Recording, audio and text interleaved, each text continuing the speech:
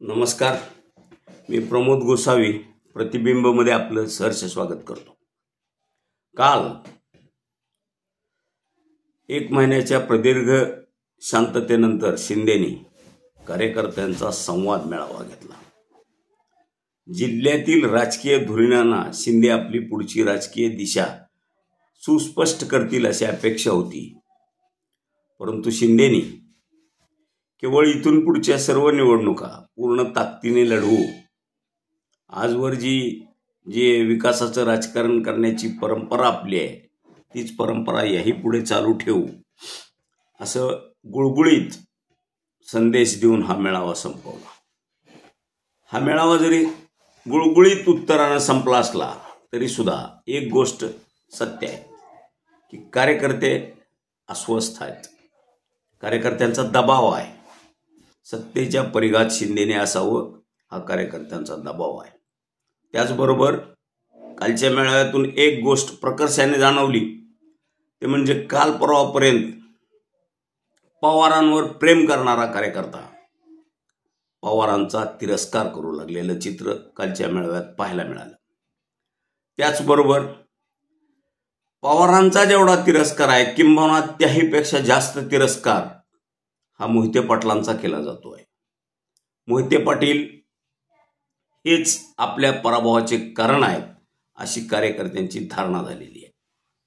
वास्तव पाहता निकाल जर पाहिला तर मोहिते पाटलांच्या 14 गावातून रणजितसिंह शिंदेनी अतिशय चांगली मतं मिळवलेली आहेत. महाळू नगरपंचायतीमध्ये रणजितसिंह शिंदेना लीड मिळालेला आहे.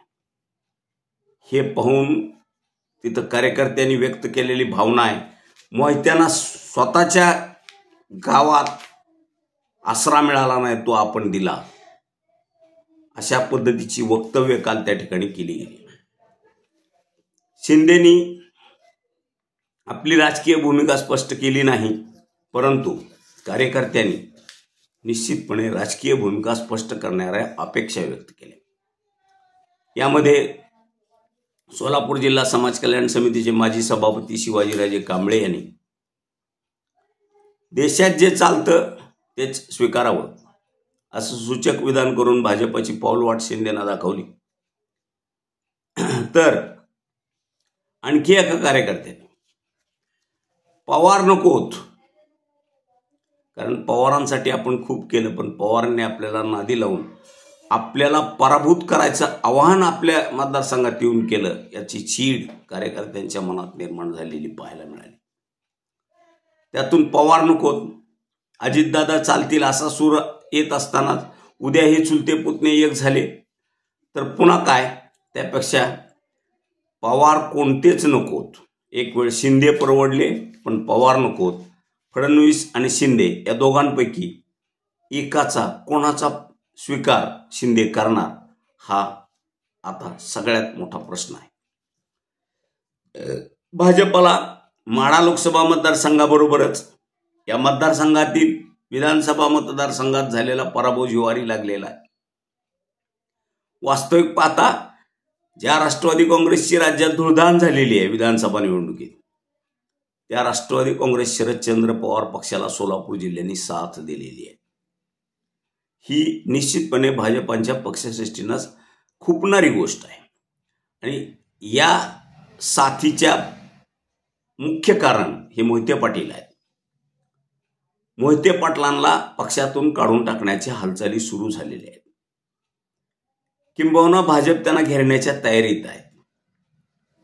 सोलापूर जिल्ह्याचं पालकमंत्रीपद निश्चितपने माढा लोकसभा मतदारसंघात समाविष्ट असणारा सातारा आणि सोलापूर जिल्ह्याचा भाग लक्षात घेता आणि इथली राजकीय समीकरणं पाहता जयकुमार गोरे, जे आज ग्रामीण विकास मंत्री आहेत, त्यांच्याकडे सोपवले जाण्याची शक्यता आहे. जयकुमार गोरे जर पालकमंत्री होणार असतील किंवा होतील तर ती मोहित्यांसाठी धोक्याची घंटा असणार आहे. जयकुमार गोरे आणि शिंदे, प्रामुख्यानं संजय मामा शिंदे हे चांगले मित्र आहेत.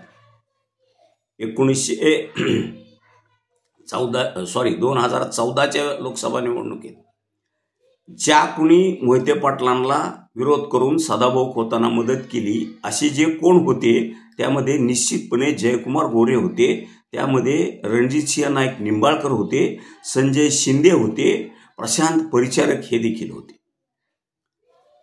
ही सगळी मंडळी आज जवळपास मोहित्यांमुळे विस्थापित झाल्यासारखी आहे.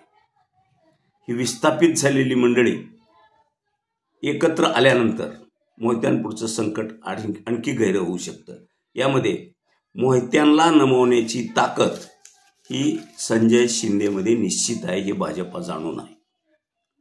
आणि त्याचमुळं शिंदे भाजपात जाऊ शकतात, परंतु ते कधी आणि केव्हा याला आणखी काही काळ वाट पाहावी लागणार आहे. ज्या दिवशी शिंदे आपला राजकीय निवारा शोधलेला घोषणा करतील त्या दिवशी सोलापूर जिल्ह्याच्या राजकारणात एक मोठा भूकंप झालेला असेल. मोहिते पाटलांनी विजय निश्चित मिळवला, पण या विजयाचा आनंद त्यांना लुटता आलेला नाही आणि तो आनंद लुटू दिला जाणार नाही अशी खबरदारी घ्यायची पावलं पडद्यामागे निश्चितपणे टाकली जात आहेत. यातून संजय शिंदेना कदाचित विधान परिषदेवर संधी दिली जाण्याची शक्यता नाकारता येत नाही. आणि कालच्या मेळाव्यातली शांतता ही येणाऱ्या काळातल्या एका मोठ्या राजकीय भूकंपाची नांदी ठरणार आहे. शिंदे सत्तेच्या परिघाच्या पायरीवर आहेत हे 100% सत्य आहे. कारण काल आमदार शिंदेनी बोलता बोलता एक वाक्य वापरलेलं आहे की घाबरायचं काही कारण नाही, सरकार आपलं आहे. हे त्यांचं विधान बरंच काही सांगून जात आहे. आमदार शिंदेंचे फडणवीसांबरोबर अतिशय चांगले संबंध आहेत. म्हणजे पक्षीय राजकारणाच्या पलीकडे त्यांचे संबंध आहेत. शिंदेसारखा एक मोठा मोहरा जर गळाला लागत असेल तर फडणवीस तो निश्चितपणे स्वीकारणार आहेत. किंबहुना शिंदेनी भाजपात यावं यासाठी फडणवीस प्रयत्नशील असणार आहेत. आणि या सगळ्या बाबी जर लक्षात घेतल्या तर भविष्यातलं सोलापूर जिल्ह्याचं राजकारण हे फार वेगळ्या वळणावर गेलेलं पाहायला मिळेल. काँग्रेसची विचारधारा जपल्याला हा जिल्हा कधी एकदा भाजपा हस्तगत करेल याचा पत्ताही लागणार नाही. अशा अवस्थेत आज सोलापूर जिल्ह्याचं राजकारण आहे. त्यामुळं आपल्याला आणखी काही काळ या राजकीय घडामोडींसाठीची वाट पाहावी लागणार आहे. तोपर्यंत आपण आज इथेच थांबतोय.